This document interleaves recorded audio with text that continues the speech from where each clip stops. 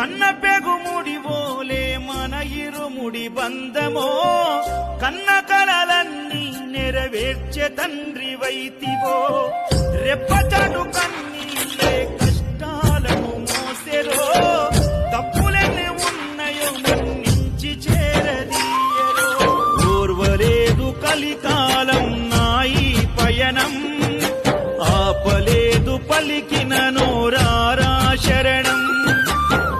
కాళ్ళు కాలిపోయినా సీమునెత్తురొచ్చినా సల్ల సెమటలు వట్టి సొమ్మసిల్లినా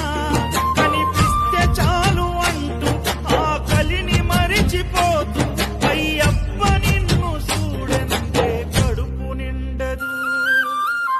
ఎంత దూరం